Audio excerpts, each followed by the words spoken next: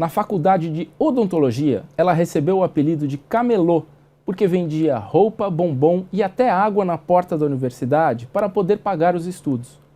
Já se vão 27 anos desde que isso aconteceu. E a doutora Carla Sarni se tornou a rainha das clínicas odontológicas populares. Ela é dona da Sorridentes, uma empresa com mais de 200 clínicas e faturamento anual superior a 200 milhões de reais. E detalhe, sua empresa virou caso de estudo em Harvard. Carla Sarni vai contar para a gente todos os detalhes da empresa e os planos de abrir uma clínica nos Estados Unidos. Carla, é um prazer recebê-la aqui nos estúdios da B3, no programa Moeda Forte. Muito obrigado. Eu que agradeço, Carlos. Para mim é uma honra poder estar aqui, né, e compartilhar com as pessoas um pouco da minha história. Muito bom. Eu queria que você me contasse essa história impressionante. Você vendia água na porta da universidade para poder pagar a faculdade e hoje se tornou uma das principais empresárias do ramo odontológico no país. Olha, conta como isso aconteceu, Carla. Exatamente, né? Eu brinco e falo que o meu apelido é camelô mesmo, como você disse, mas é um pouquinho da minha história assim. Eu sou de uma cidade do interior de São Paulo, uma cidade pequena, né, em torno de 30 mil habitantes, próximo de Ribeirão Preto. Qual que é a cidade? Pitangueiras. E o que eu fazia quando eu tinha 15 anos de idade? Eu estudava para ser professora. Porque eu queria ser professora, porque era o único curso de graça que havia na minha cidade. Minha mãe dizia muito o seguinte: minha filha, né, se tem uma coisa que nunca ninguém vai te tirar é o seu diploma, você precisa ter um diploma. E a oportunidade que eu tinha era de fazer magistério. E uma outra coisa que ela dizia também: independente do que você escolher fazer, faça bem feito. Né? Não tem lugar para gente mais ou menos. Ou é gente ruim, ou é gente boa. E aí, a convite de um primo, eu estava no magistério, ele me convidou para prestar o vestibular de odontologia em Alfenas, Minas Gerais. Eu tinha 16 anos de idade. Eu até brinquei com ele, disse: você tá doido, né? Porque o sonho dele era ser dentista, ele estava já no cursinho há alguns anos tentando vestibular. E aí ele falou assim para mim, que é até uma coisa engraçada: tem cada festa em Alfenas. Falei, a conversa começou a me interessar. Porque, Carlos, no interior não tem muita opção para o jovem, então falou, quando tinha alguma oportunidade da gente ir para fora em algum evento, a gente ia. E eu vendia bijuteria no período da tarde, então eu fazia magistério de manhã, colegial na escola estadual à noite e vendia bijuteria no período da tarde. Eu tinha minhas reservas. E aí eu perguntei para ele se ia gastar muito, ele disse que não e eu acabei fazendo a inscrição. Por causa das festas. Por causa da festa.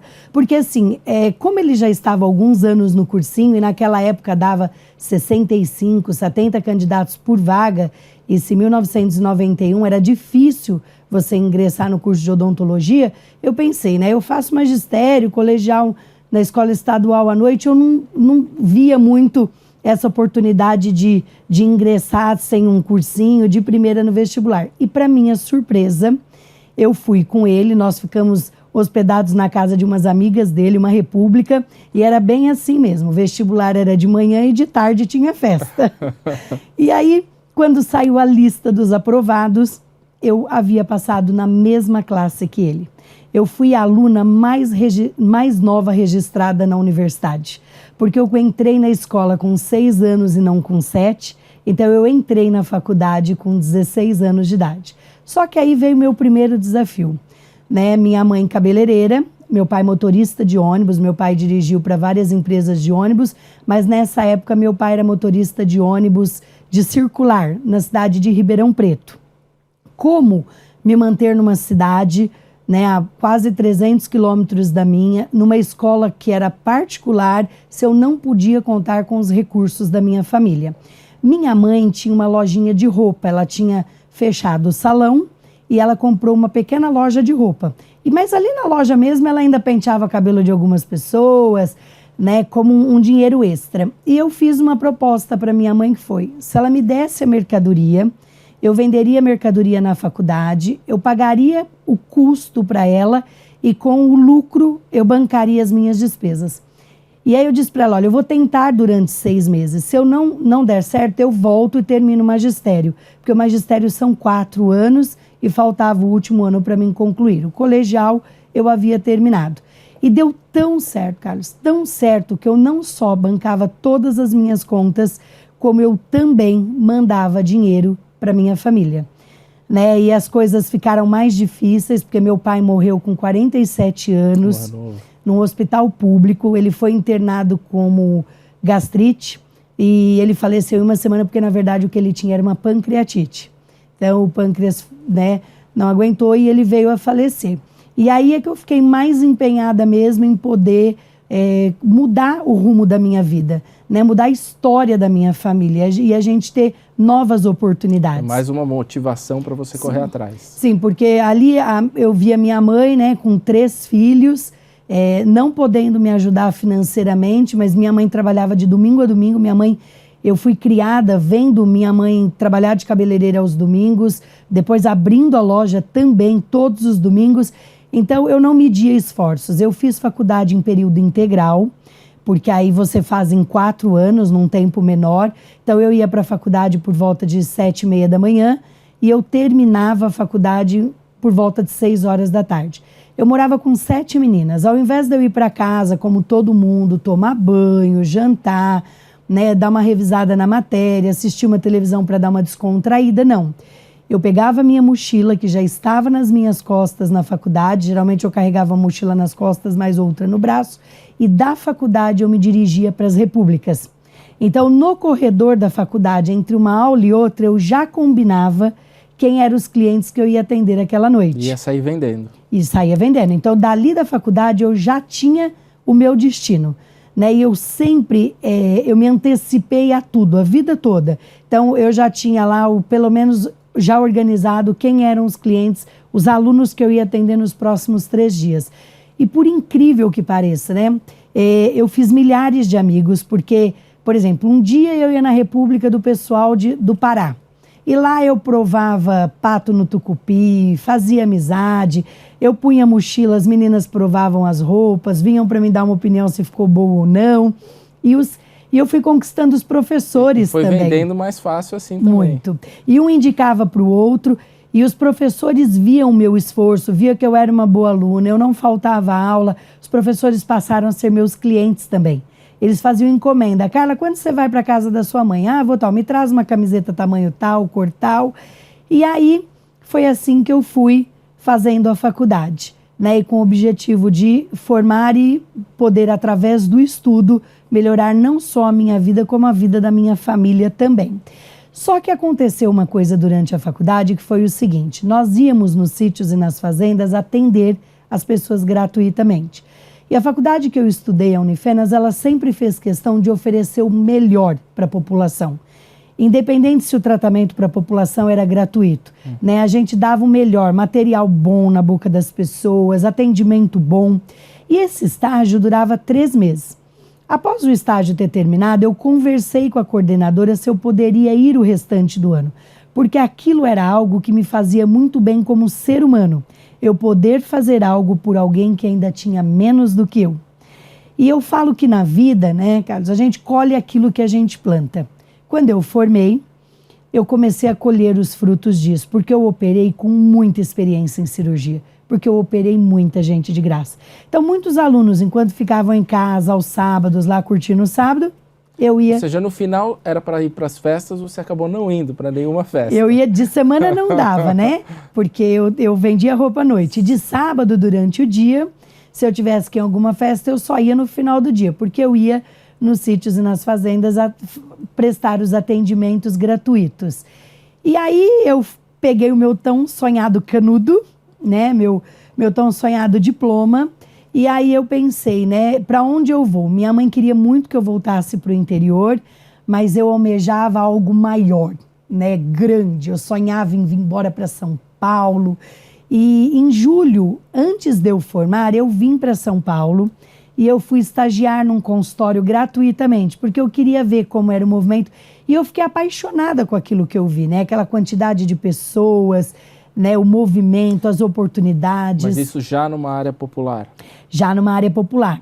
Eu vim trabalhar, eu vim fazer o estágio e já era um consultório popular. Isso onde que foi? Na Penha. Eu vim trabalhar, eu estagiei o mês de julho inteiro na Penha.